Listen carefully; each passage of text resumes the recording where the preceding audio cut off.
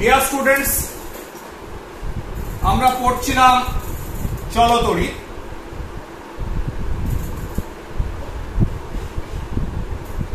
চলতড়িৎ part 2। আজকে আমরা কি কি শিখব? আজকে শিখব হচ্ছে বিভব, বিভব পার্থক্য, তড়িৎ চালক বল, যেটাকে ইংরেজিতে বলা হচ্ছে ইএমএফ, ইলেকট্রোমোটিভ ফোর্স। তাহলে এটা এগুলো আমরা আজকে জানবো। ফাইন। আগে পার্ট 1-এ আমরা বস্তুর ভেতর পজিটিভ এবং নেগেটিভ আধান দেখেছি, সেগুলো এক জায়গায় দাঁড়িয়েছিল এবং বলেছিলাম স্থির তড়িৎ। তা স্থির তড়িৎকে আজকে চলমান করব। কারেন্ট ইলেকট্রিসিটি, কারেন্ট মানে কারেন্ট অফ ওয়াটার, ঠিক আছে? যখনই কোনো কিছু ফ্লো করে সেখানে সেটাকে ইংরেজিতে বলা হয় কারেন্ট। যখন তড়িৎ অথবা আধানকে আমরা চালনা করব তখন সেটা হয়ে যাবে চলতড়িৎ। তাহলে আধানকে আমরা চালাবো। তাহলে আধানকে যদি চালাতে হয় তাহলে কি কি জিনিস দরকার, কি করে চলবে সেটা আজকে দেখব। ক্লিয়ার? তার আগে একটা কথা বলে নিই যে চলমান তড়িৎ মানে তড়িৎটা চলে, কে চালায়? এর পেছনে যেটা রয়েছে বর্তমান যুগে, যেটা আমরা জানি যে কোনো পদার্থের ভেতর যদি মুক্ত ইলেকট্রন থাকে, ফ্রি ইলেকট্রন থাকে, যারা একটা জায়গা থেকে আরেকটা জায়গায় মুভ করতে পারবে, তারাই তড়িৎ চালনার জন্য দায়ী। তাহলে তড়িৎ যে চলমান অবস্থায় আছে কার জন্য আছে? ফ্রি ইলেকট্রনসের জন্য। কিন্তু যে ক্যালকুলেশনস, যে থিওরিজ গুলো বহু যুগ থেকে কনভেনশনালি চলে আসছে, পুরনো যুগ থেকে, যুগ থেকে, সেগুলো বেস করেছিল একটাই ধারণা, সেটা হচ্ছে যে চার্জ, যে পার্টিকেল, আধান, যে কনসেপ্টটা সেটা ইলেকট্রন বেস নয়, সেটা হচ্ছে ধনাত্মক আধানের উপর ভিত্তি করে। ঠিক আছে? অর্থাৎ ধনাত্মক আধানই তোমার তড়িৎ সৃষ্টির জন্য দায়ী, চলনার জন্য দায়ী, চালনার জন্য দায়ী। তাহলে তড়িৎ চালনার জন্য দায়ী পজিটিভ আধান, পজিটিভ চার্জ, এটা ধরে আমরা ক্যালকুলেশনস গুলো আজ যাবত করা হয়েছে। কিন্তু এখন দেখেছি যে না, ইলেকট্রন গুলো তড়িৎ চালনার জন্য দায়ী। তার মানে অসুবিধা কিছু নেই, কারণ একটা ইলেকট্রন মানে নেগেটিভ পার্টের উল্টোটা হচ্ছে পজিটিভ পার্ট। তার মানে যদি আমি ভেবে নিই যেদিকে পজিটিভ আয়ন মুভ করছে সেদিকে কারেন্ট চালনা হচ্ছে, কারেন্টটা এগোচ্ছে, তার মানে ইলেকট্রন মুভমেন্টটার অপোজিট সাইডে হবে। ঠিক আছে? তাহলে এবার প্রথম যে কথাটা, যখনই তড়িৎ চালনা করা হবে তখন সেখানে একটা তড়িৎ প্রবাহ হবে। কি করে চলছে দেখছি, কিন্তু তড়িৎ প্রবাহ জিনিসটা কি আগে বলে দিই। ধরো একটা ওয়্যার নিয়েছি, তার নিয়েছি, ঠিক, যেটা তড়িতের সুপরিবাহী। তাহলে তার ভেতর ইলেকট্রন গুলো মুভ করছে, ঠিক, কোন দিক থেকে? নেগেটিভ থেকে পজিটিভ সাইডে। ইলেকট্রন যদি মুভ করে তার মানে আমরা যেটা এতদিন ধরে বলে আসছি, কনভেনশন রয়েছে যে পজিটিভ পার্ট গুলো এদিকে মুভ করবে, তার মানে এদিকেই তড়িৎ প্রবাহ হবে বলে ধরে নেওয়া হয়। তড়িৎ প্রবাহ হবে কোন দিকে? এই দিকে, পজিটিভ টু নেগেটিভ। তাহলে এবার আমরা এই তড়িৎ প্রবাহ অর্থাৎ ধনাত্মক আয়নের যে মুভমেন্ট সেটা ধরেই আমরা এগোবো। আলটিমেটলি এখন কি জানতে পারছি যে ইলেকট্রন প্রবাহের জন্য হচ্ছে, কিন্তু ক্যালকুলেশন হয়ে এসছে তড়িৎ প্রবাহ মিন্স হচ্ছে ধনাত্মক আয়ন অর্থাৎ পজিটিভ এন্ড থেকে নেগেটিভ এন্ডের দিকে যাচ্ছে, এটা ধরেই সবকিছু হবে। তাহলে মোদ্দা কথা যাই হোক, পজিটিভ হোক আর ইলেকট্রন হোক, আলটিমেটলি সেই আধান মুভ করছে। তাহলে তড়িৎ প্রবাহ প্রবাহিত হইতে তড়িৎ প্রবাহ মানে কি বোঝাবে? যে কোনো একটা প্রস্থচ্ছেদ যদি আমি নিয়ে নিই, এই প্রস্থচ্ছেদের ভেতর দিয়ে কি পরিমাণ আয়ন প্রবাহিত হচ্ছে, কোয়ান্টিটি অফ ওয়াই। তাহলে তড়িৎ প্রবাহ, যেটাকে আমরা এ দিয়ে লিখি। কেন এ দিয়ে লিখি? কারণ তড়িৎ প্রবাহের এসআই বা ব্যবহারিক একক হচ্ছে অ্যাম্পিয়ার। তাহলে অ্যাম্পিয়ার ব্যবহারিক একক, এসআই একক অ্যাম্পিয়ার, এ দিয়ে শুরু, তাই এ। তাহলে তড়িৎ প্রবাহ সমান সমান কি হলো? তড়িৎ প্রবাহ মানে হচ্ছে কোয়ান্টিটি অফ চার্জ, অর্থাৎ কি পরিমাণ আধান, অর্থাৎ আধানের পরিমাণ। Divided by second.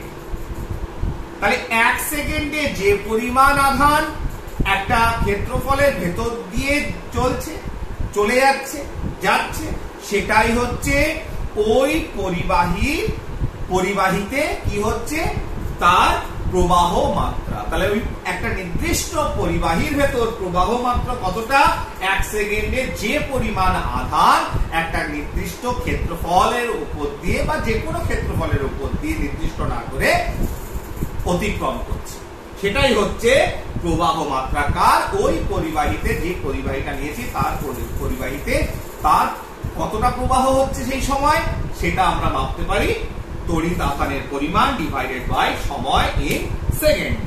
ঠিক আছে, তাহলে এটাই যদি হয়ে থাকে প্রবাহ মাত্রা, তাহলে এসআই এককে এটা হচ্ছে অ্যাম্পিয়ার। এ দিয়ে যদি প্রকাশ করি, এ ইজ ইকুয়াল টু কি, আধানের পরিমাণ অর্থাৎ কুলম্ব পার সেকেন্ড। ঠিক, আর যদি সিজিএস এ বলা হয় তাহলে স্ট্যাট অ্যাম্পিয়ার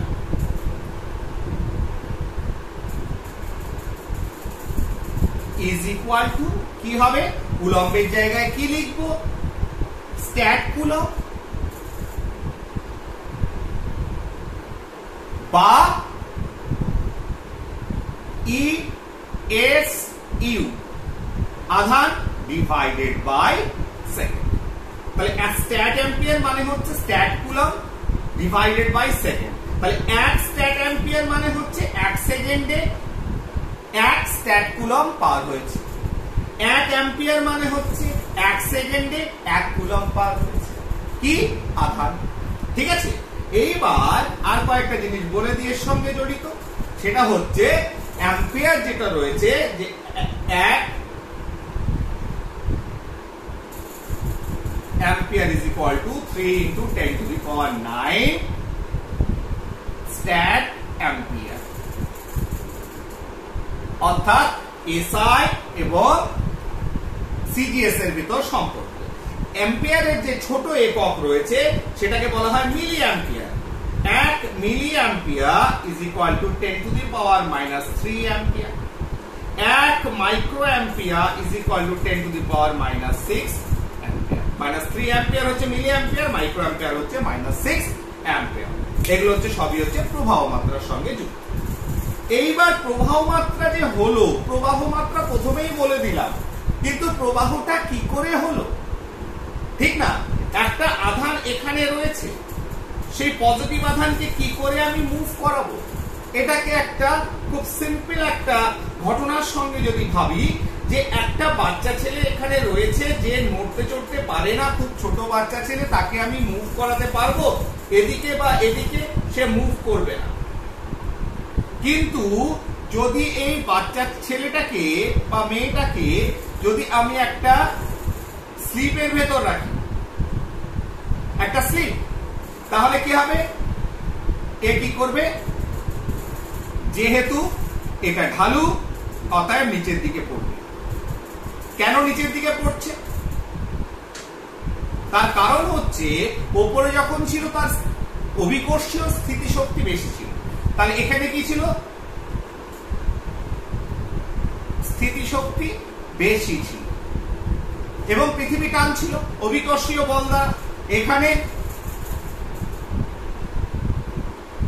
স্থিতিশক্তি কম, তাহলে অবশ্যই এ নিজে নড়তে পারে না, কিন্তু স্লিপে বসিয়ে দিলে ও নিচের দিকে চলে আসবে, স্থিতিশক্তি 0 হয়ে যাবে, কারণ গ্রাউন্ডেড হয়ে যাবে, একদম গ্রাউন্ডে পড়ে যাবে। ক্লিয়ার? তাহলে এই ঘটনাটা এমনি ঘটাতে পারে। তেমনি একইভাবে যদি আমি আয়নকে ভাবি, যে এখানে পজিটিভ আয়ন রয়েছে, তাকে যদি এখানে মুভ করাতে হয়, তাহলে পজিটিভ আয়নকে যদি এদিকে মুভ করাতে হয়, তাহলে অবশ্যই তার স্থিতিশক্তির পরিবর্তন প্রয়োজন। ঠিক আছে না? এবং সে কোন দিকে মুভ করবে, উচ্চ স্থিতিশক্তি থেকে নিম্ন স্থিতিশক্তিতে মুভ করবে। তাহলে এটাকে আমরা বলি তড়িৎ স্থিতিশক্তি। এটা কেমন, উচ্চ তড়িৎ স্থিতিশক্তি। তেমনি কখন সে মুভ করবে, যখন নিম্ন তড়িৎ স্থিতিশক্তি। তাহলে একমাত্র মুভ করতে পারবে। এইটাকে ইংরেজিতে বলে ইলেকট্রিক পোটেনশিয়াল এনার্জি। তাহলে হাই ইলেকট্রিক পোটেনশিয়াল এনার্জি থেকে লো ইলেকট্রিক পোটেনশিয়াল এনার্জি যদি আমি অবস্থায় নিয়ে যেতে হয়, তাহলে হাই ইলেকট্রিক পোটেনশিয়াল এনার্জিতে আয়নটাকে নিতে হবে, তবেই সে মুভ করতে পারবে বা বাচ্চা ছেলেটা, এমনি সে মুভ করতে পারবে না। এটাকেই বলা হয় বিভব। কি বলা হয়? বিভব। তাহলে পোটেনশিয়াল এনার্জি যেটা সঞ্চিত আছে সেটা হচ্ছে বিভব, এবং আয়নস তখনই মুভ করে যখন উচ্চ বিভব থেকে তাকে নিম্ন বিভবের দিকে ছোটানো হয়। অর্থাৎ উচ্চ বিভবে থাকলে তবেই সে নিম্ন বিভবের দিকে আসবে। ক্লিয়ার? বোঝা গেল? এবার এই প্রসেসটা তো কন্টিনিউ করবে না। বাচ্চা ছেলেটা উপর থেকে নিচের দিকে স্লিপে নেমে তো বসে থাকবে, তাহলে প্রসেস কিছুতেই কন্টিনিউ করছে না। যদি এই প্রসেসটাকে কন্টিনিউ করতে হয় তাহলে কি করতে হবে? একটা মানুষের প্রয়োজন। সেটা কোনো রোবট হতে পারে, কোনো মানুষ হতে পারে। সে কি করবে? একটা বাচ্চা ছেলেকে ধরবে, বাচ্চা ছেলেটাকে ধরে ওপর দিকে তুলে দেবে। তাহলে সে যদি বাচ্চা ছেলেটাকে উপরে বসাতে পারে তবেই এই কাজটাকে কন্টিনিউ করতে পারে এবং ঘটনাটা বারে বারে ঘটবে। তাহলে একইভাবে যদি, তাহলে এই যে লোকটা কাজটা করছে এ ভেরি ইম্পর্টেন্ট পারসন, ঠিক আছে? তার কারণ কি? সে অ্যান্টি গ্র্যাভিটেশনাল যে পুল রয়েছে তার এগেইনস্টে কাজ করছে, অর্থাৎ নিম্ন বিভব থেকে উচ্চ বিভবে নিয়ে যাচ্ছে, নিম্ন স্থিতি শক্তি থেকে উচ্চ স্থিতি শক্তিতে নিয়ে যাচ্ছে যদি বাচ্চার ক্ষেত্রে বলা হয়। তাহলে এই যে কাজটা করছে এর ঠিক উল্টো কাজটা করছে যেদিকে হওয়ার কথা নয়, ঠিক আছে না? তাহলে এই যে এক্সটার্নাল এজেন্সি যে এই প্রসেসটাকে কন্টিনিউ করাচ্ছে, এটা যদি আমি কারেন্টের ক্ষেত্রে ভাবি যে এই আয়নস গুলোকে মুভ করাবে কে? কোনো মানুষ তো করতে পারে না। তখন এই মানুষের জায়গা রিপ্লেস করি এমন একটা জিনিস যেটাকে বলা হয় কোষ। কি কোষ? তড়িৎ কোষ বা তড়িৎ রাসায়নিক কোষ, ইলেকট্রোকেমিক্যাল সেল। এই ইলেকট্রোকেমিক্যাল সেলের কাজ হচ্ছে যে এই পজিটিভ আয়নটাকে নিম্ন বিভব থেকে উচ্চ বিভবে নিয়ে যাবে, নিম্ন বিভব থেকে উচ্চ বিভবে নিয়ে যাবে। তাহলে এই যে কাজটা বা এই যে বলটা তড়িৎ কোষ করছে, ঠিক আছে, এটাকেই বলা হয় ইএমএফ। কার EMF? EMF of the cell, কোষের ইএমএফ। তার মানে এই ঘটনাটা ইলেকট্রন মুভমেন্ট এবং উচ্চ বিভব থেকে নিম্ন বিভব, এই বিভব তৈরি হওয়াটা কোষ ছাড়া, এক্সটার্নাল এজেন্সি ছাড়া সম্ভব নয়। তার মানে অরিজিনালি যে জিনিসটা আমাদের এই চালিত করে আয়নকে মুভমেন্ট ঘটায় সেটা nothing but EMF, electromotive force, তড়িৎ চালক বল, অর্থাৎ তড়িৎকে চালনাকারী বল। তাহলে এই যে তড়িৎকে চালনাকারী বল, এটা কি বল? এটা আমরা আস্তে আস্তে দেখছি। তাহলে আমরা প্রথমে জানবো যে বিভবটা ব্যাপারটা কি। একটা ইলেকট্রিক ফিল্ডে, তাহলে এখানে নিশ্চয়ই একটা ইলেকট্রিক ফিল্ড রয়েছে, তড়িৎ ক্ষেত্র রয়েছে, সেখানে বিভবটা কি করে সৃষ্টি হয় বা বিভবের কনসেপ্টটা কি সেটা আগে জানি। দেখো, বিভবের কনসেপ্টটা হচ্ছে যে ধরো একটা পজিটিভ আয়ন রয়েছে, পজিটিভ চার্জ রয়েছে প্লাস কিউ, তাহলে এর চারিদিকে একটা তড়িৎ ক্ষেত্র তৈরি করবে এবং সে চাইবে না তার এই তড়িৎ ক্ষেত্রের ভেতর অন্য কোনো পজিটিভ চার্জ আসুক। ক্লিয়ার? তাহলে নেগেটিভ চার্জ এলে অসুবিধা নেই, কারণ সে তো টানছে, কিন্তু পজিটিভ আয়ন এলে কি হবে? সে বিকর্ষিত করবে, তাহলে সে চাইবে না। তাহলে একটা কিউ চার্জ যদি এখানে থাকে কোথায়? অসীমে, তাহলে সেই চার্জটাকে যদি কোনো একটা পয়েন্টে, ধরো এ পয়েন্টে আনি, তাহলে তার জন্য কি করতে হবে? একটা কাজ করতে হবে, ওয়ার্ক করতে হবে, কারণ এখানে সে আসতে দেবে না। এই কিউটা কি করবে? একে বিকর্ষিত করবে যখন ইলেকট্রিক ফিল্ডে আসবে।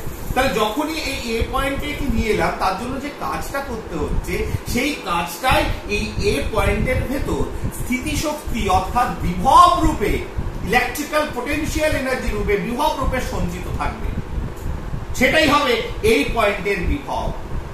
ঠিক আছে? তাহলে বিভব, যাকে আমরা এসআই বা ব্যবহারিক একক হচ্ছে ভোল্ট, ঠিক আছে, ভোল্ট। এসআই একক কি?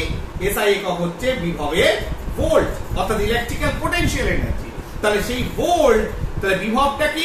বিভব হচ্ছে যে কিরকম ভাবে আমরা এটাকে বলতে পারি যে যদি কিউ পরিমাণ চার্জ আনতে ডাব্লিউ কাজ করতে হয় তাহলে 1 ইউনিট চার্জ আনতে কতটা ডাব্লিউ বাই কিউ পরিমাণ কাজ করতে হবে, ডাব্লিউ বাই কিউ। তাহলে ভোল্ট ভি এ বিন্দুতে ভি এ সমান কত? এ ডাব্লিউ বাই কিউ পরিমাণ। তাহলে এটাকে ডেফিনেশন দাও। তাহলে এ পয়েন্টে বিভবের কি? যে অসীম দূরত্ব থেকে কোন একক আধানকে, এই কারণে একক আধানের ক্ষেত্রে করেছি, কোন একক আধানকে তড়িৎ ক্ষেত্রের ভেতর কোন একটি বিন্দুতে আনতে যে পরিমাণ কাজ করা হয়, তার মানে বোঝা যাচ্ছে যে বিভব, তার মানে বিভব ইজ ইকুইভ্যালেন্ট টু ওয়ার্ক। তাহলে কাজ সঙ্গে সমতুল, কার্যের সঙ্গে সমতুল। তাহলে বিভব is nothing, it is work. তাহলে কি কাজ? যে অসীম দূরত্ব থেকে কোনো বিন্দু আধানকে তড়িৎ ক্ষেত্রে ভেতরে কোনো একটা বিন্দুতে আনতে, কাকে? একক ধনাত্মক আধানকে। তাহলে কি হচ্ছে? যে পরিমাণ কাজ করতে হয় সেটাই হচ্ছে কি সেই পয়েন্টের বিভব। ক্লিয়ার? তাহলে বিভব আমরা জেনে গেলাম, কোনো অসুবিধা নেই। তাহলে এবার এর ক্ষেত্রে তাহলে ভোল্ট, তার মানে ভোল্ট এসআই তে যদি volt is equal to work is equal to joule, Q হচ্ছে কুলম্ব। একইভাবে যদি সিডিএস পদ্ধতিতে বলি তাহলে ভোল্টের জায়গায় কি লিখবো? ইএসইউ বিভব। ইএসইউ ফর আধান হয়, ইএসইউ বিভব হয়, বা স্ট্যাট ভোল্ট বলি না, ইএসইউ ভোল্টই বলি, বিভব বলি। ইএসইউ বিভব মানে হচ্ছে আর পার ইএসইউ আধান। তাহলে এই ইউনিট আধানের জন্য, এই ইউনিটটা বিভবের জন্য। তাহলে আমি যদি বলা হয় যে 1 ভোল্ট মানে কি? কোন একটা বিন্দুর বিভব হচ্ছে 1 ভোল্ট, তার মানেটা কি? তার মানে হচ্ছে 1 কুলম্ব ইউনিট চার্জ। 1 কুলম্ব কোন আধানকে এই বিন্দুতে, কোন একটা বিন্দুতে আনতে কতটা কাজ করতে হয়েছে? 1 জুল কাজ করতে হয়েছে। তাহলে 2 ভোল্ট মানে কি? 1 একক চার্জকে তড়িৎ ক্ষেত্রের ভেতর কোন বিন্দুতে আনতে 2 জুল কাজ করতে হয়েছে। 10 ভোল্ট মানে কি? তাহলে এই বিন্দুর বিভব হচ্ছে 10 ভোল্ট। 10 ভোল্ট মানে কি? 1 একক আধানকে আনতে কতটা, 1 একক বা 1 কুলম্ব আধানকে আনতে কতটা কাজ করতে হয়েছে? 10 জুল কাজ করতে হয়েছে। ঠিক আছে? তাহলে এটা হয়ে গেল বিভবের ধারণা। তাহলে এবার এসআই এবং সিজিএস এর ভিতর সম্পর্কটা একটু বার করি। তাহলে volt is equal to joule by coulomb। তাহলে জুল সমান সমান কি? 10 to the power 7 arc। ঠিক, 10 to the power 7 arc। Coulomb মানে কত? 3 into 10 to the power 9 e s u আধান। ক্লিয়ার? তাহলে এটা কেটে গেল 2 সমান 1 এর 300 ই এস ইউ বিভব। তাহলে আর্ক বাই ইএসইউ আধান মানে বিভব। তার মানে ইএসইউ বিভব ইজ ইকুয়াল টু 300 ভোল্ট। তাহলে দিস ইজ এ রিলেশনশিপ যেটা তোমাদের মনে রাখতে হবে। আরেকটা জিনিস প্রথমেই কি পেয়েছিলাম যে volt is equal to W by Q, বা ডাব্লিউ ইজ ইকুয়াল টু বিভব গুণিত আধান। এই দুটো সম্পর্ককেও মাথায় রাখবে। এইবার চলে আসি বিভব পার্থক্য। বিভবের পার্থক্য, ডিফারেন্স। তাহলে পোটেনশিয়াল ডিফারেন্স যেটা বিভব পার্থক্য। ধরো একটা আধান রয়েছে কিউ আধান, বা এটা অন্য একটা আধান কি, তাহলে তড়িৎ ক্ষেত্র তৈরি করেছে। তাহলে একটা চার্জ কিউ কে আনবো। তাহলে প্রথমে আনলাম এ পয়েন্টে, তাহলে এখানে একটা বিভব সঞ্চিত হয়ে থাকলো VA, আমাদের একটা কাজ করতে হয়েছে। ঠিক একইভাবে বি পয়েন্টে যদি আনি তাহলে কি হয়েছে? এখানে VB এই পরিমাণ বিভব সঞ্চিত হয়ে আছে, কারণ বি পয়েন্টে আনতেও কাজ করতে হয়েছে। এবার বলো দেখিনি কোন পয়েন্টে আনতে বেশি কাজ করতে হয়েছে? অবশ্যই বি পয়েন্টে আনতে। তার কারণ কি?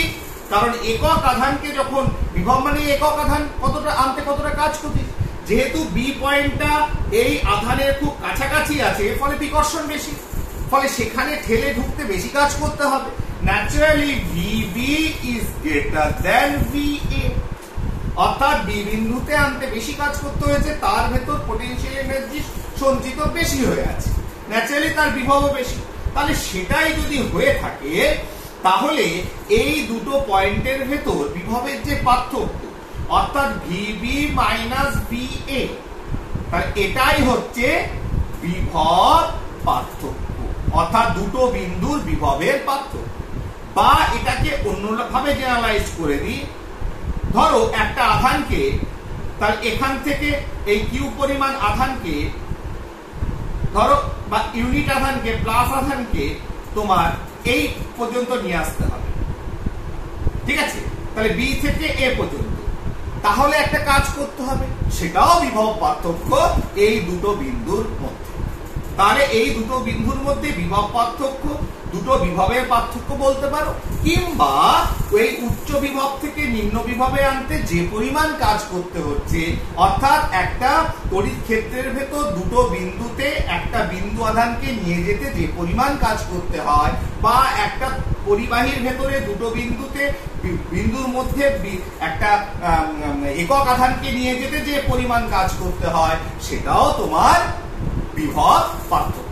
অর্থাৎ কাজের নিরিখেও বলতে পারো, আবার দুটো বিন্দুর যে বিভব রয়েছে তাদের পার্থক্য দিয়েও বিভব পার্থক্যকে আমরা বলতে পারি। ক্লিয়ার? এইবার চলে আসি বিভব পার্থক্য হয়ে গেল। এইবার আমি বাস্তবে তাহলে যে লোকটা ওই কাজটা করছিল, অর্থাৎ যে লোকটা আমাকে এক্সট্রা এনার্জি আমাকে দিচ্ছিল, ঠিক আছে, যে প্রসেসটাকে কন্টিনিউ করছিল, বিভব তো এমনি তৈরি হয়নি। বিভবটা তৈরি করার জন্য যে ফোর্সটা কাজে লেগেছিল, যেটাকে আমরা বলছি তড়িৎ চালক বল, সেটা নিয়ে আলোচনা করা যায়। তাহলে সেই মানুষটা এখানে কে? কোষ। তাহলে কোষটা কি? যেটাকে তড়িৎ রাসায়নিক কোষও বলা হয়, ঠিক আছে? তড়িৎ রাসায়নিক কোষও বলা হয়। তাহলে তড়িৎ রাসায়নিক কোষ, আরেকটা জিনিস সবসময় মনে রাখবে, পজিটিভ এন্ড যেখানে ইলেকট্রনের ঘাটতি রয়েছে, এটাকে বলা হয় উচ্চ বিভব যুক্ত জায়গা, এর পটেনশিয়াল কি থাকে? হাই থাকে। নেগেটিভ এন্ড হচ্ছে নিম্ন বিভব, লো পটেনশিয়াল, ঠিক আছে? তাহলে এর পজিটিভ এন্ড এটা উচ্চ বিভব, এটা নিম্ন বিভব। এবার এখানে কিছু ইলেকট্রোলাইট রয়েছে, কিছু কেমিক্যালস রয়েছে যাদের রাসায়নিক বিক্রিয়া রয়েছে। এবার রাসায়নিক বিক্রিয়া করে কি করে? তাহলে এখানে কি হয়? এটা হচ্ছে তড়িৎ রাসায়নিক কোষ, সেটা হতে পারে সরল মানে ভোল্টীয় কোষ, সিম্পল ভোল্টাইক সেল, সেটা হতে পারে লেক্ল্যান্স কোষ, সেটা হতে পারে তোমার ড্যানিয়েল কোষ, বিভিন্ন রকম কোষ আছে, ঠিক আছে? তাহলে এবার এদের কাজ হচ্ছে, এরা তড়িৎ শক্তি, অর্থাৎ ভেতরে যে কেমিক্যাল রিঅ্যাকশন চলছে সেটা থেকে, সরি, রাসায়নিক শক্তি যেটা রয়েছে সেখান থেকে এরা কি করে? তড়িৎ শক্তি উৎপন্ন করে। তাহলে কেমিক্যাল এনার্জি থেকে এখানে কি পাই আমি? Electrical energy. কিভাবে? থ্রু অক্সিডেশন এবং রিডাকশন, জারণ বিজারণের মাধ্যমে, ঠিক আছে না? এটা ক্লাস একটু হায়ার ক্লাসে যখনই আমরা উঠবো, সায়েন্স দিয়ে পড়বো 11-12, তখন দেখবে সেল রয়েছে, সেখানে আমরা এই জারণ বিজারণ প্রক্রিয়াটাকে আমরা ভালো করে বুঝতে পারবো, ঠিক আছে? সেখানে হাফ সেল রয়েছে, অনেক কিছু আছে, তাও মাথা কামাচ্ছি না। তাহলে রাসায়নিক থেকে আমরা তড়িৎ শক্তি উৎপন্ন করে থাকি, এবং যে ইম্পর্টেন্ট কাজ সেটা কি করে? এর কাজ কি সেটাই সব থেকে জানার, যে পজিটিভ এন মানে যেখানে ইলেকট্রন ঘাটতি রয়েছে, এরা যে কাজটা করে, ওই যে বলেছিলাম লোকটা অ্যান্টি গ্র্যাভিটি করছে, ঠিক আছে? নিম্ন স্থিতিশক্তি থেকে উচ্চ স্থিতিশক্তিতে তুলে দিচ্ছে, উল্টো কাজটা করছে। এ পজিটিভ আয়নটাকে পজিটিভ এন্ডের দিকে নিয়ে পাঠিয়ে তাহলে যেটা পুরোপুরি বিরুদ্ধ কাজ, কারণ একটা পজিটিভ এন্ড যেখানে ইলেকট্রন ঘাটতি রয়েছে তাহলে সেখানে পজিটিভ চার্জকে সে টানবে না, সে রিপালশন ফোর্স কাজ করবে, রিপালসিভ ফোর্স কাজ করবে। কিন্তু তা সত্ত্বেও সে কি করে, এই কেমিক্যাল এনার্জিটার কাজ হচ্ছে এখানে পজিটিভ চার্জটাকে আরো পাঠাতে থাকে, ফলে এখানে পজিটিভ চার্জ জমতে থাকে।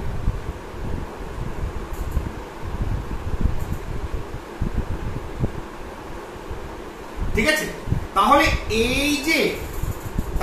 এই যে কোষটা পেলাম, তাহলে এটা একটা মুক্ত বর্তনী, এটা কারোর সঙ্গে বদ্ধ অবস্থায় নেই, একদম সম্পূর্ণ বিচ্ছিন্ন একটা অবস্থা। তাহলে কোষের কাজ হলো পজিটিভ চার্জ গুলোকে এই দিকে পাঠানো, পজিটিভ এন্ডেই পাঠানো। তাহলে পজিটিভ চার্জকে পজিটিভ এন্ডে কি করে পাঠানো সম্ভব হচ্ছে? থ্রু কেমিক্যাল রিঅ্যাকশন, অর্থাৎ নিম্ন বিভব থেকে উচ্চ বিভবের দিকে আধানকে নিয়ে আসছে। ঠিক আছে, এই যে বলটা, যে বল তোমার এই কাজটা করছে, এই জিনিসটা করছে, সেটাকেই বলা হয় ইএমএফ তড়িৎচালক বল। এটা কিছুই না, নাথিং, সেটা হচ্ছে এটা ঠিক বিভবের যে কনসেপ্ট আমরা পড়েছিলাম, এটা হচ্ছে তোমার W/Q। তাহলে ইএমএফ অলসো কাজ, এটা বলে থাকি ফোর্স, বল বলে থাকি, এটা আসলে কাজ। সেটা হচ্ছে কি, একটা একক আধানকে নিম্ন বিভব থেকে উচ্চ বিভবে, কার? কোষের নিম্ন বিভব থেকে উচ্চ বিভবে নিয়ে যেতে যে কাজ করতে হয় সেটাই হচ্ছে ইএমএফ, যেটারও একক ব্যবহারিক একক ভোল্ট। ঠিক আছে, তাহলে ঠিক কাজ উল্টোটা, কোষ ঠিক উল্টো কাজটা করছে। সেটা কি, যে একটা পজিটিভকে পজিটিভ এন্ডে পাঠাচ্ছে, পজিটিভ আয়নকে পজিটিভ এন্ডে পাঠাচ্ছে থ্রু কেমিক্যাল রিঅ্যাকশন। ঠিক, এবং এটার জন্য যে কাজটা করতে হচ্ছে, ঠিক আছে, কোথায়? বিন্দু আধানকে তোমার নিম্ন বিভব থেকে উচ্চ বিভবে নিয়ে যেতে, নিম্ন থেকে উচ্চতে নিয়ে যেতে। তাহলে যে কাজ করতে হয় একক আধানকে নিয়ে যেতে, সেটাই হচ্ছে ইলেকট্রোমোটিভ ফোর্স, তড়িৎচালক বল। কার? কোষে। এই বর্তনীটা কেমন? মুক্ত বর্তনী। ঠিক আছে, মুক্ত বর্তনীতে। তাহলে এবার এই যে ইএমএফ তৈরি হলো, তড়িৎচালক বল তৈরি হলো, কার? কোষে। কিসের উপর নির্ভর করছে? কতটা সে ইএমএফ দেবে, কতটা সে ইলেকট্রোমোটিভ ফোর্স উৎপন্ন করবে, কতটা সে ওয়ার্ক ডান করবে। তাহলে এটা নির্ভর করছে কিসের উপর? এটা নির্ভর করছে রাসায়নিক বিক্রিয়ার উপর। অর্থাৎ এক হচ্ছে কিসের উপর ইএমএফ নির্ভর করে, ইএমএফ অফ সেল। এক হচ্ছে তড়িৎদ্বার কিরকম উপাদান, কি দিয়ে তৈরি তড়িৎদ্বার, রাসায়নিক বিক্রিয়া রেট, রাসায়নিক বিক্রিয়ার গতি অর্থাৎ রেট অফ রিঅ্যাকশন। আরেকটা কি, তোমার কনসেন্ট্রেশন, কি পরিমাণ রাসায়নিক রয়েছে। অর্থাৎ টোটালি রাসায়নিক বিক্রিয়ার ঘটনাগুলি, যাতে রাসায়নিক বিক্রিয়া ভালোভাবে হয়, তাহলেই তোমার ইএমএফ তত ভালো পাবো। ঠিক আছে, বোঝা গেল? এখানে কোনো মতে ইএমএফ তড়িৎদ্বার, ইলেকট্রোড, তার আকার আয়তনের উপর নির্ভর করে না, তার উপাদানের উপর এবং রাসায়নিক বিক্রিয়ার প্রকৃতি, কোয়ান্টিটি, কতটা ইলেকট্রোলাইট, কি পরিমাণ রাসায়নিক পদার্থ দেওয়া আছে তার উপর নির্ভর করে। ঠিক, এবার বিভিন্ন ধরনের কোষ রয়েছে, যেমন সরল ভোল্টীয় কোষে আমরা পাই 1.08 ভোল্ট, সেই তথ্যগুলো বইয়ে পেয়ে যাবে। ঠিক আছে না, তোমার ড্যানিয়েল সেলেও তোমার 1.08 ভোল্ট, লেকল্যান্স কোষে মনে হয় 1.5 ভোল্ট। তাহলে এরকম বিভিন্ন কোষে বিভিন্ন রকম ইএমএফ আমরা পেয়ে যাই। ঠিক আছে, এটা মুক্ত বর্তনী। তাহলে এটা কোথায় গেল? এটা একটা মুক্ত বর্তনী। ক্লিয়ার? এইবার আমি বিভবের এখানে কোনো এক্সিস্টেন্স পেলাম না, অর্থাৎ বিভবের উপস্থিতি আমি এখনো বুঝতে পারলাম না বিভবটা কি। কারণ বিভব মানেই দেখেছি সেখানে আয়ন মুভ করছে ফ্রম হায়ার পোটেনশিয়াল, উচ্চ বিভব থেকে নিম্ন বিভবে, অর্থাৎ বাচ্চাটা উপর থেকে নিচে পড়ছে। ঠিক আছে, উচ্চ স্থিতি শক্তি থেকে নিম্ন স্থিতি শক্তিতে, সেই মুভমেন্টটা তো এখানে পেলাম না। তাহলে সেই মুভমেন্টটা পাওয়ার জন্য আমি বর্তনীটাকে, আমি একটু মুখটাকে বন্ধ করে দিই, অর্থাৎ একটা বহির বর্তনীর সঙ্গে এটাকে যুক্ত করে দিই, এবং কোষটাকে আমি এইভাবে লিখি। কিভাবে লিখি? এইভাবে। তাহলে এটা পজিটিভ এন্ড, এটা নেগেটিভ এন্ড। তাহলে কি হলো, একটা তড়িৎ পরিবাহী দিয়ে এই সার্কিটটাকে ক্লোজ করে দিলাম। তাহলে এই মাঝখানটাই কোষের ভেতরটা হচ্ছে, এটা ভেতর, আর এই বাইরের দিকটা হচ্ছে বহির্বর্তনী। ঠিক আছে না, এক্সটার্নাল সার্কিট। আর ভেতরে যেটা রয়েছে সেটা হচ্ছে internal circuit of the cell, সেলের ভেতরে যেটা কোষ রয়েছে। এবার কোষ কি করেছে, এখান থেকে পজিটিভ আয়ন গুলোকে এদিকে নিয়ে এসছে, এদিকে পজিটিভ আয়ন জমা করেছে। This is the positive end higher potential. এইবার যখনই বাইরের একটা বর্তনী দিয়ে যুক্ত করলে বর্তনীটা বদ্ধ বর্তনী হয়ে গেল, যেটা নিয়ে আমরা কাজ করব। মুক্ত বর্তনী দিয়ে আমরা একটা সেল পড়ে আছে, তা দিয়ে আমি কি করব, ব্যাটারি পড়ে আছে, তা দিয়ে কি করব, যতক্ষণ না ব্যাটারিটাকে আমি কাজে লাগাচ্ছি। তাহলে এবার ব্যাটারিটাকে কাজে লাগাচ্ছি, একটা এক্সটার্নাল সার্কিট দিয়ে যোগ করেছি। তাহলে যোগ করলে কি হবে, পজিটিভ এন্ড থেকে কি হবে, যে পজিটিভ আয়ন গুলো আছে, তোমাদের কি মনে হচ্ছে, পজিটিভ আয়ন গুলো এবার মুভ করতে আরম্ভ করলো। কেন মুভ করবে, কারণ এক্ষেত্রে নেগেটিভ এন্ড আছে, খুব ইজিলি মুভ করবে। কোথায় যাবে, নিম্ন বিভবে যাবে। তাহলে এটা কি হয়েছে, উচ্চ বিভবে, সেখান থেকে নিম্ন বিভবে যাচ্ছে। ঠিক, তাহলে তো বিভবের কনসেপ্টটা পেয়ে গেলাম। তাহলে এই যে তাহলে কোষের, তাহলে এখানে একটা বিভব রয়েছে, এটা কি উচ্চ বিভব, আর এটা হচ্ছে নিম্ন বিভব। তাহলে কোষে আমি ইএমএফ পেয়ে গেছি, যেটা সেলের ভেতরে হচ্ছে, যেটা নিম্ন বিভব থেকে উচ্চ বিভবে ইউনিট চার্জ বা ইউনিট পজিটিভ চার্জকে নিয়ে আসছে। তাহলে কোষের বিভব প্রভেদ, বিভব প্রভেদে আমি পড়েছি তড়িৎ ক্ষেত্রের ভেতরে উচ্চ বিভব থেকে নিম্ন বিভবে যখন যাচ্ছে তার জন্য যে কাজ করতে হচ্ছে। তাহলে যখনই আমি একটা এক্সটার্নাল বহির্বর্তনী দিয়ে যোগ করলাম, তখন কি হলো, তখন ইলেকট্রনের পজিটিভ আয়নের মুভমেন্টটাকে আমি বুঝতে পারলাম। ঠিক, তাহলে কোষের বিভব প্রভেদ মানে হচ্ছে উচ্চ বিভব থেকে, তাহলে কোথা থেকে, কোষের বিভব প্রভেদে উচ্চ বিভব থেকে নিম্ন বিভবে যাওয়ার জন্য একক আধানকে যে কার্য করতে হয় সেটাই হচ্ছে কোষের বিভব প্রভেদ, কোষের পোটেনশিয়াল ডিফারেন্স। তাহলে তড়িৎ ক্ষেত্র উচ্চ বিভব থেকে ইলেকট্রনটা আউটার সার্কিট দিয়ে বা বহির্বর্তনী দিয়ে নিম্ন বিভবে আসছে, তাহলে এটা হচ্ছে কোষের বিভব প্রভেদ। আর ইএমএফ কোনটা, ইএমএফটা হচ্ছে সেলের ভেতরের জিনিসটা, যেটা নিম্ন বিভব থেকে উচ্চ বিভবে আসছে। ঠিক আছে, তাহলে বদ্ধ বর্তনীতে যখনই আমি বর্তনীটা বদ্ধ করে দিলাম, বদ্ধ বর্তনী অর্থাৎ চারিদিক দুদিকটা জুড়ে দিলাম, তখন কি হয়ে গেল, তখন আমরা বিভবের এফেক্টটা বুঝতে পারলাম, অর্থাৎ আয়নটা মুভ করতে আরম্ভ করলো। ঠিক, তার মানে একটা জিনিস পরিষ্কার মাথায় ঢুকিয়ে নাও, যে এখানে যদি এটাকে আমি একটু, তার মানে এখানে এই পর্যন্ত আনতে W/Q পরিমাণ কাজ করতে হয়েছে, W/Q। তাহলে W/Q আধান পরিমাণ একক আধানের জন্য নিম্ন বিভব থেকে উচ্চ বিভবে, সেটা হচ্ছে EMF of the cell. EMF এর জন্য আমি কি পেয়েছি, আমরা বিভবের উপস্থিতি দেখতে পাচ্ছি, সেটা হচ্ছে এই টোটালি W/Q পরিমাণ। যে কাজটা করতে হচ্ছে উচ্চ বিভব থেকে, এবং উচ্চ বিভব থেকে নিম্ন বিভবে আসা খুব ইজি, কারণ পজিটিভ আয়ন মুভ করে নেগেটিভ পার্টে আসছে, নিম্ন বিভবে আসছে, কোনো প্রবলেম নেই। কিন্তু আসল কাজটা এখানে হচ্ছে। তাহলে ইএমএফ তৈরি হলো, তার জন্য আমি একটা বিভব পেলাম। বিভবটা কোথায়, বিভব প্রভেদটা কিভাবে মাপবো, যে উচ্চ বিভব থেকে নিম্ন বিভবে আসতে যে পরিমাণ কাজ করতে হয়েছে সেটাই হচ্ছে এই কোষের বিভব প্রভেদ বা পোটেনশিয়াল ডিফারেন্স। ঠিক আছে, যেটা প্রথমেই সংজ্ঞা আমি তড়িৎ ক্ষেত্রের ভিতরে পেয়ে গেছি। ঠিক আছে, এইবার এই বদ্ধ বর্তনী যখন বলছি, তাহলে যখন তোমার ওপেন সার্কিট ছিল অর্থাৎ মুক্ত বর্তনী ছিল, তখন মুক্ত বর্তনীতে কি হয়েছিল, আমি কোষের দুদিকে নিম্ন বিভব থেকে উচ্চ বিভবে আনার জন্য একটা কাজ করেছিলাম, সেটা ইএমএফ হয়েছিল।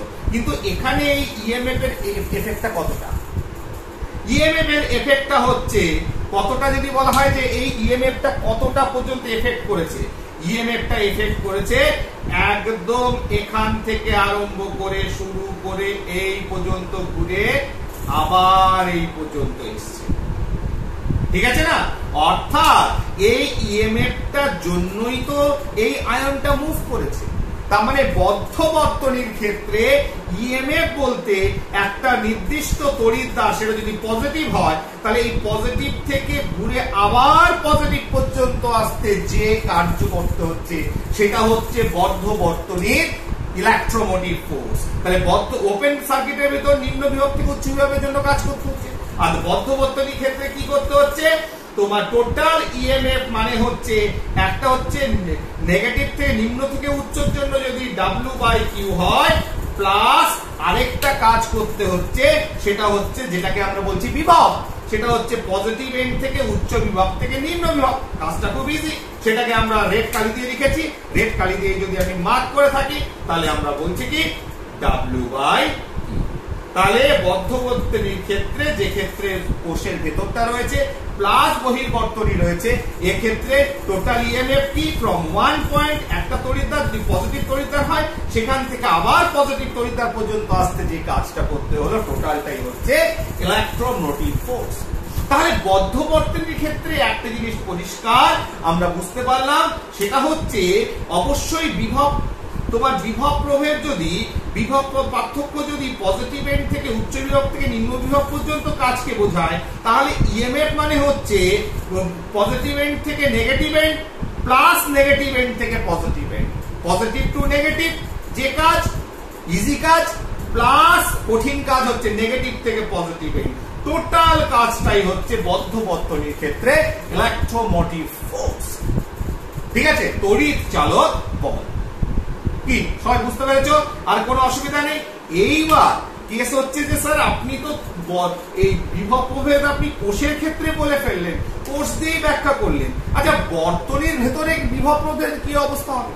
তাহলে যদি আমি এখানে একটা সেল আঁকি, this is a cell, positive এর উচ্চ বিভব নিম্ন বিভব, তাহলে এখানে যদি বাইরে একটা বর্তনীর সঙ্গে যুক্ত করি, তাহলে বর্তনীর সঙ্গে যুক্ত করলে কি হবে, তোমার পজিটিভ চার্জ, তাহলে মাঝখানে তো ইলেকট্রোমোটিভ ফোর্স একটা তৈরি হয়েছে যেটা টোটালটার এফেক্ট ফেলছে, তাহলে ভেতরে একটা কাজ হয়েছে পজিটিভ চার্জকে এদিকে আনা, ওটা খুব টাফ, যেটা কেমিক্যাল এনার্জিটা করছে, কেমিক্যালস গুলো করছে, আর বাদ বাকি তোমার কি হয়েছে, তোমার পজিটিভ এন্ড থেকে নেগেটিভ পর্যন্ত এইটুকুকে বলছি আমরা বিভব, যেটা বহির্বর্তনে দিয়ে আসছে। তাহলে ন্যাচারালি বিভবের জন্য তোমার কি হচ্ছে, যে কাজটা করেছি যাকে বলছি আমরা বিভব পার্থক্য দুটো পয়েন্টের ভেতরে। তাহলে এইবার যদি আমি, আচ্ছা আরেকটা জিনিস এখানে বলে নেওয়া দরকার, যে যেদিকে পজিটিভ আয়ন ফ্লো করছে ইলেকট্রনটা উল্টো দিকে মুভ করছে, কোনো অসুবিধা নেই, কারণ নেগেটিভ এন্ডে প্রচুর ইলেকট্রন রয়েছে, ইলেকট্রন নেগেটিভ থেকে পজিটিভে আসছে। ঠিক আছে, এইবার পজিটিভ এন্ডে যদি বলা হয় দুটো পয়েন্ট দিন তো, সাপোজ এ পয়েন্ট বি পয়েন্ট, তাহলে এই দুটো ভিতরে বিভব পার্থক্য হবে? হবে না। তার কারণ আমরা ধরে নিই যখন পজিটিভ আয়ন মুভ করে তখন বাই ফ্রিকশন বা কোনো ধরনের অপোজিং ফোর্স তার জন্য বিভবের পরিবর্তন হয় না যতক্ষণ না এই নেগেটিভ এন্ডে আসছে। তাহলে মাঝপথে কোথাও বিভবের আমি পার্থক্য দেখতে পাবো না। তাহলে বিভব যদি কোনো একটা পয়েন্টে আমাকে দেখাতে হয়, এই দুটোর ভিতর বিভব পার্থক্য করতে হয়, তাহলে এখানে বাইরের থেকে কোনো একটা এমন কেউ লাগাতে হবে যে ইলেকট্রিক্যাল এনার্জিটাকে, তড়িৎ শক্তিটাকে অন্য কোনো শক্তিতে রূপান্তর করে। সাপোজ এখানে আমি একটা বাল্ব লাগিয়েছি, তাহলে বাল্ব লাগালে কি হবে, তাহলে তড়িৎ শক্তি থেকে কি হয়ে যাবে, তাপ শক্তি। তাহলে যখনই তড়িৎ শক্তি থেকে তাপ শক্তিতে রূপান্তর হয়ে গেল, তখনই এই দিকটা যদি আমি বলি হাই পোটেনশিয়াল উচ্চ বিভব, এই দিকটা আমি ধরে নেব তখন নিম্ন বিভব, তাহলে পোটেনশিয়াল ডিফারেন্স চলে আসবে, তখন এই দুটোর ভিতর আমি বিভব পাবো। তাহলে বিভবের উপস্থিতি, তাহলে এটা যদি এ পয়েন্টে তোমার ভি এ হয়, তাহলে বি পয়েন্টে যদি ভি বি হয়, তাহলে অবশ্যই সেক্ষেত্রে V A is greater than V B, তাহলে সেখানে অবশ্যই একটা বিভব পার্থক্য পাবো। তাহলে বিভব পার্থক্য সবে হচ্ছে V A minus V B. তাহলে আমি কোনো একটা এক্সটার্নাল সার্কিটের ভেতরে বা কোনো ক্লোজ সার্কিটের ভেতরে বদ্ধ বর্তনীর ভেতরে আমি বিভবের উপস্থিতি লক্ষ্য করতে পারি কোষের বিভব বাদ দিয়ে, কোষের বিভব পার্থক্য বাদ দিয়ে। তাহলে কোষের বিভব বাদ দিয়ে বর্তনীর ভিতর বিভবের উপস্থিতি তখনই পারবো যখনই তড়িৎ শক্তিকে অন্য কোনো শক্তিতে রূপান্তর ঘটাবো। তখনই কি হবে, বিভবের একটা পার্থক্য হয়ে যাবে। আগে ছিল উচ্চ বিভব, পরে হয়ে যাবে নিম্ন বিভব। তাই এরকম যদি একাধিক বাল্ব লাগাই, উচ্চ নিম্ন এরকম বিভিন্ন তোমার বিভব প্রয়োগ আমি বিভিন্ন জায়গায় পয়েন্টে পোটেনশিয়াল ডিফারেন্স আমরা তৈরি করতে পারবো। ঠিক আছে, তাহলে এবং সেক্ষেত্রে ডেফিনেশন একই হবে যে একটা একক আধানকে উচ্চ বিভব থেকে নিম্ন বিভবে নিয়ে যেতে যে পরিমাণ শক্তি, যে পরিমাণ কাজ করতে হচ্ছে, তাই সেটাই হচ্ছে বিভব পার্থক্য, বিভব প্রভেদ, বা দুটো বিভবের ভিতর যে পার্থক্য সেটাই বিভব পার্থক্য, potential difference of that two points.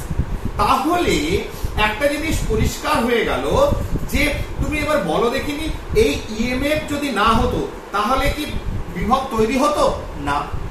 তাহলে ইএমএফ তড়িৎচালক বল হচ্ছে কারণ বা স্রষ্টা, আর তার ফল হচ্ছে বিভব। আবার দেখো এই সার্কিটটা ভাবো, তড়িৎচালক বল বিভব কতটা কাজ করছে, যদি আমি এই মাঝখানে কোনো এনার্জি না লাগাই, তাহলে এই পয়েন্ট থেকে ঘুরে এসে এই পয়েন্ট পর্যন্ত উচ্চ বিভব থেকে নিম্ন বিভব হচ্ছে বিভব পার্থক্য বা বিভব পার্থক্য। আর তোমার ইএমএফ কতটা কাজ করছে, তড়িৎচালক বল কতটা কাজ করছে, এই পয়েন্ট থেকে শুরু করে মাঝখানে এই পয়েন্ট হয়ে আরো এই পয়েন্ট পর্যন্ত। তাহলে বলো যে এই টোটালটা যদি তড়িৎচালক বলের জন্য হয় তাহলে কার মান বেশি পাবো? অবশ্যই বিভব পার্থক্য থেকে তড়িৎচালক বলের মান বেশি পাবো। ঠিক আবার একটা জিনিস ভাবো যে বিভব পার্থক্য কি করে জেনারেট হয়েছে, যে একটা দেখো সার্কিটটা ক্লোজ করেছি পরে, কিন্তু প্রথমেই কি করে তৈরি হয়েছে, একটা মুক্ত বর্তনীতে তড়িৎ শক্তি রাসায়নিক শক্তি তড়িৎ শক্তিতে রূপান্তর হয়ে তড়িৎচালক বল সৃষ্টি হয়েছে।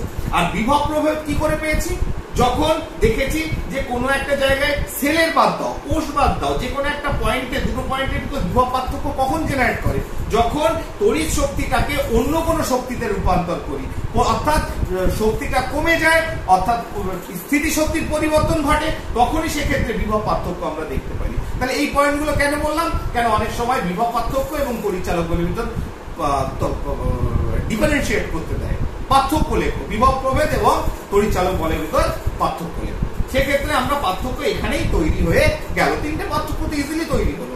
আবার বলে যে এটাকে যেমন ভোল্টামিটার দিয়ে মাপা হয়, দুটোরই একক ভোল্ট, কিন্তু একে মাপা হয় ভোল্টামিটার দিয়ে, আর ইএমএফ কে মাপা হয় পোটেনশিওমিটার দিয়ে। এরকম রয়েছে।